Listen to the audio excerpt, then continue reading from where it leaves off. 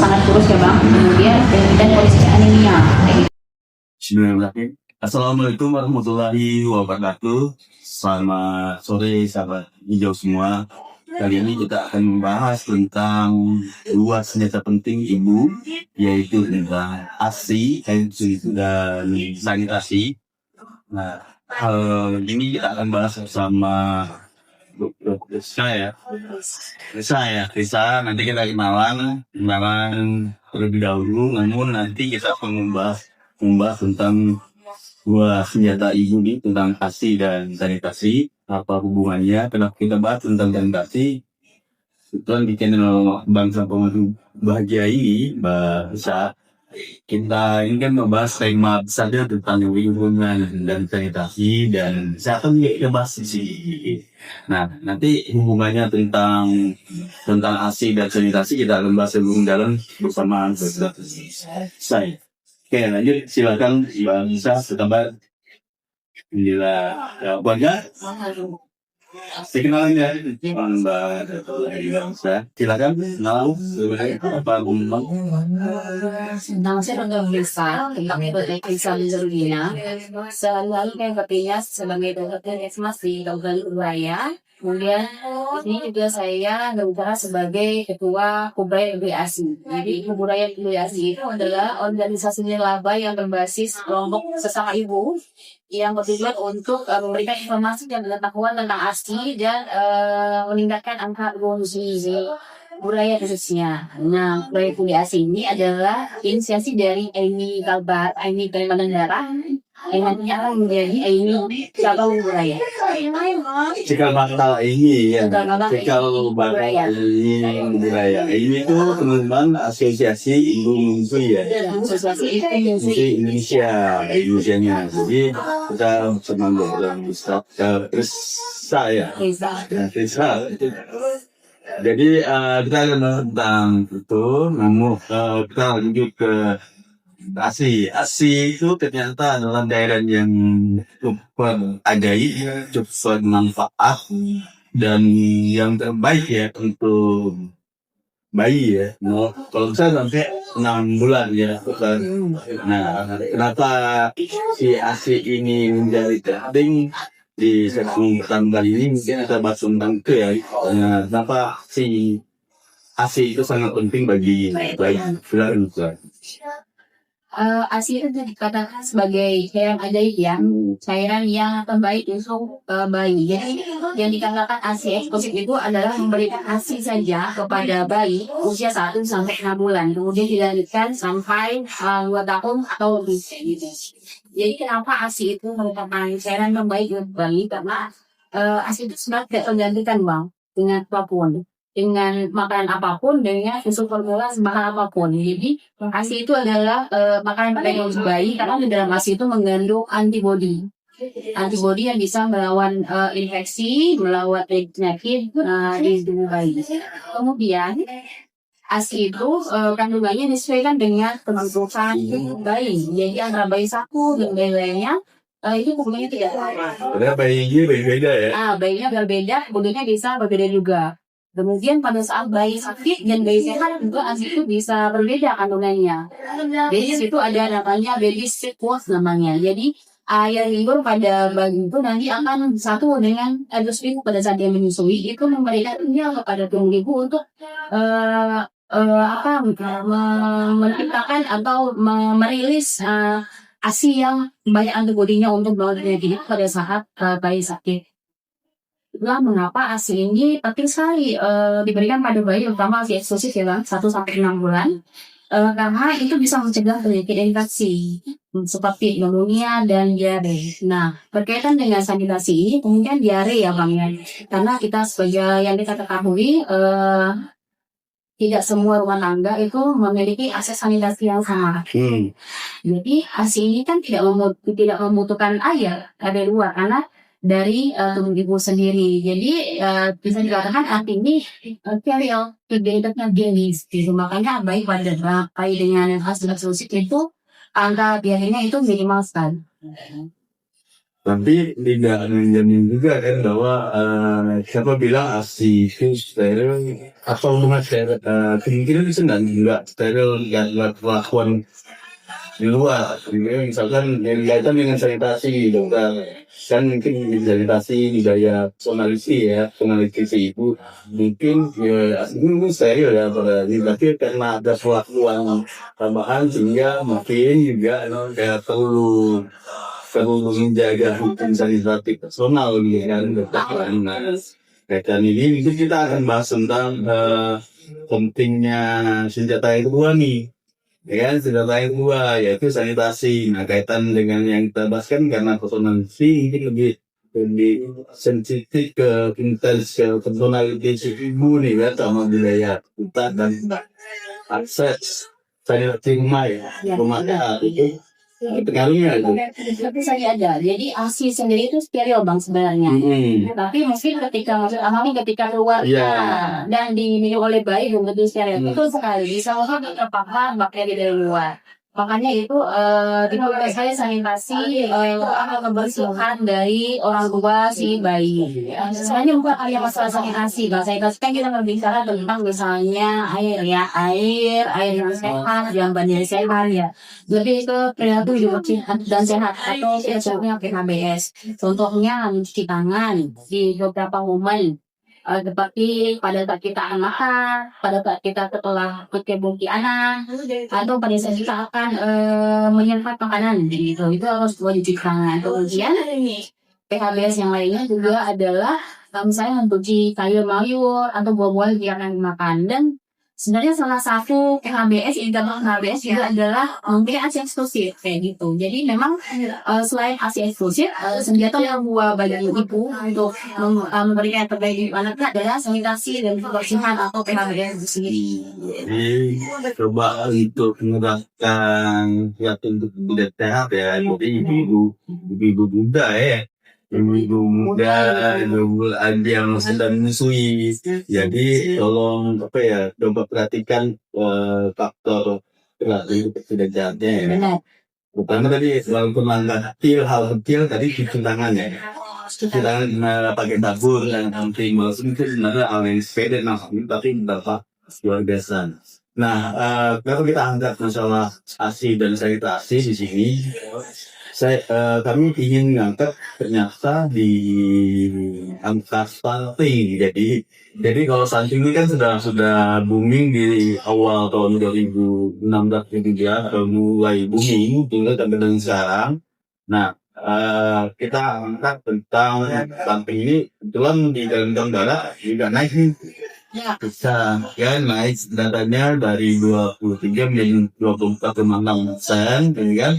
Lalu kita mengerucut di 14 kabupaten kota yang tertinggi itu tambah naiknya, gitu ya. Dan kemudian tertinggi dari 20,4% menjadi 30,2%, gitu kan. Nah, itu lumayan kan. Dan tadi bahwa peran organisasi kan tadi peduli kubur ASI ya.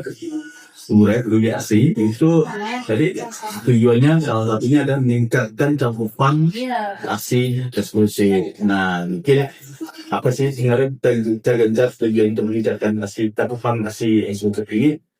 Mudah-mudahan ada hubungan dengan stunting. Silakan dokter. Mungkin saya bicara atasi dari stunting karena sebenarnya itu berhubungan. Kenapa? Kalau misalnya sanitasi di jarak bayi, kemudian anaknya sering, terutama diare yang kita bahas ya, karena kalau masalah air atau jamban yang tidak sehat, berarti yang sering muncul adalah kasus diare. Nah, pada saat anak diare itu nanti zat gizi yang masuk ke dalam tubuhnya itu tidak bisa terserap dengan sempurna. Jadi infeksi berulang, diare, zat gizi yang dia makan tidak terserap sempurna, kemudian zat gizi yang seharusnya digunakan untuk tumbuh dan berkembang digunakan untuk melawan penyakitnya. Nah, jadi misalnya bayinya sudah baik nih mendapat ASI dan ASI yang baik, yang akan cukup, kemudian dia sering infeksi, diare, jadinya dia nanti bisa terhambat juga pertumbuhan dan perkembangannya kayak gitu. Kemudian pengaruh dari ASI eksklusif sendiri itu memang sudah banyak sekali penelitian yang membuktikan bahwa ASI eksklusif itu berhubungan langsung dengan untuk broadcasting kayak gitu, karena memang yang dibuat kita awal tadi, anti ekstasi itu adalah makanan yang terbaik untuk bayi dan gizinya disesuaikan dengan kebutuhan bayi dan ada antibodi di dalam. Nah itu yang disebut dengan ASI itu adalah cairan aja. Nah karena menyesuaikan, karena bayinya beda-beda gitu kan, orangnya beda-beda tapi udah menyesuaikan secara otomatis.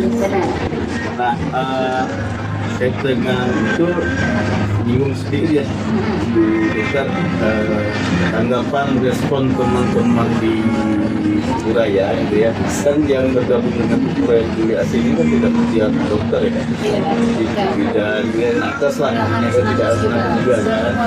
Nah artinya ini kan sudah mulai diinisiasi ya, ngajak ya mereka sebanyak ini mungkin ya. Nah itu antusias teman-teman yang udah dengar nih bahwa di Suraya itu udah ada sudah forum Suraya Juli Asih, ya kami antusias yang kota yang Oke, kebetulan kita sudah beberapa kali ya mengadakan kegiatan seperti sosialisasi, kemudian kita melaksanakan konseling gratis di Puskesmas di Budaya. Antusias masyarakat alhamdulillah Pak, jadi selalu senang dengan kegiatan kita gitu. Dan saya juga bersyukurnya kepala daerah sampai kepala dinas ya, itu sampai ke dinas kesehatan ya Bang, dari kepala dinas sampai kepala puskesmas itu selalu mendukung acara kita. Jadi memang kita nggak ada ambil untuk sama sekali, kita memang niatnya untuk menyebarluaskan informasi mengenai menyusui. Tapi bentuk pengabdian amal jariah. Nah, ya mudah nanti organisasi Suraya Juli Asih ini bisa lanjut menjadi cabang budaya. Nah, mudah-mudahan memang bisa yang bergabung dan memang yang syaratnya untuk bergabung ada kompetensi, ada sih Bang, tidak ada ya. segmen tidak terima. Perempuan bilang budaya, berkomitmen dan memang mau bekerja bersama kita gitu, karena memang kita nggak ada di bagian, nggak ada apapun gitu, kita memang suatu gerakan karena hati nurani seperti itu. Dan nyaran untuk buat pun dan bergerak di bidang pengabdian. Nah, mungkin di setelah tadi stunting di Kalbar ya, dan tetap turun dengan adanya budaya Juli Asih ini, dan mungkin kita bisa sampaikan pesan khususnya terhadap keluarga ya yang lagi sedang hamil, akan melahirkan, sedang menyusui gitu ya, dan dukungan keluarga nih terhadap ASI, karena kan kaitan dengan simbol hari pertama kehidupan juga ya. Sudah, silakan. Keluarga ya Bang. Nah, untuk keluarga, suaminya juga ya, suaminya. Jadi pesannya itu yang pertama, kita belum nikah dan ingin menikah itu sebaiknya disiapkannya dalam yang tidak apa. Jadi misal contohnya siapkan tubuh perempuan untuk menghadapi kehamilan. Jangan sampai hamil dalam kondisi fit atau kurang dari energi protein atau sangat kurus ya Bang. Kemudian dan kondisi anemia kayak gitu. Jadi harus tubuhnya berorganisasi ideal. Kemudian jangan sampai hamilnya luas, karena itu berpengaruh sekali apabila perempuan tersebut hamil, akan bisa melahirkan yang menjadi BPLR atau berat badan rendah atau stunting. Berpotensi stunting, berisiko ya, stunting. Nah, mungkin kita dokter bahas tentang definisi operasional kita stunting. Mungkin nanti kan persepsi stunting itu ya pendek, gitu ya, cebol atau apa ya. Nah, itu benar nggak tuh bahwa stunting itu pendek, gitu kan? Iya, biasanya memang orang bingung ya kalau bedanya stunting dengan pendek kayak gitu. Jadi kalau dari WHO itu sendiri pengertian stunting adalah perawakan pendek karena kurangnya nutrisi, infeksi yang berulang, dan kurangnya stimulasi. Jadi dia ada kata kuncinya tuh Bang, kurang nutrisi, infeksi berulang, dan stimulasi kayak gitu. Jadi sebenarnya stunting itu bukan tujuh terjadi nih bayi itu stunting itu nggak bisa. Berarti dia ada prosesnya tuh. Kenapa dia bisa stunting? Pasti itu kurang nutrisinya udah terjadi begitu lamanya kayak gitu. Bukan misalnya sebulan 2 bulan tuh nggak mungkin baru stunting. Biasanya dia itu kan bisa 6 bulan ke atas udah kayak sedang. Karena ya gini kan, sebenarnya tuh stunting itu bisa dideteksi di apa ya? Diketahui potensi awalnya ya. Nah, bisa kita ketahui dari mana, dari KMS. Jadi itu mengapa pentingnya tenaga kerja kader itu mengisi KMS. Apa aja yang perlu diisi itu berat badannya, tinggi badannya, atau panjang badannya, kemudian lebar kepalanya. Itu biasanya tuh di lapangan ya bang, saya banyak ketemu yang kadang nggak diisi KMS-nya. Padahal itu loh senjata kita untuk lawan stunting. Jadi itu juga salah satu pesan tenaga kesehatan untuk kader jadi Ini juga ya, gambarnya. nah, ibu juga harus tahu tuh gimana cara misi KMS. Karena kalau KMS atau kalau pada saat nge-front KMS itu kan ada KBM itu kan namanya kenaikan berat minimal. Nah, apabila tidak mencapai kenaikan berat minimal itu kan kita sebutnya tidak naik. Nah, kalau 2 bulan tidak naik betul-betul itu hasil kita sudah evaluasi dan intervensi. Ya, sudah saya tahu kenapa nggak naik. Apakah bayinya ada sakit fisika atau apakah bayinya anemia defisiensi bersihkah atau ada kesalahan pada perilaku makannya gitu. Jadi sebenarnya pada 2 bulan itu udah mulai bisa kita intervensi itu. Cuma biasanya di lapangan sering miss tuh bang.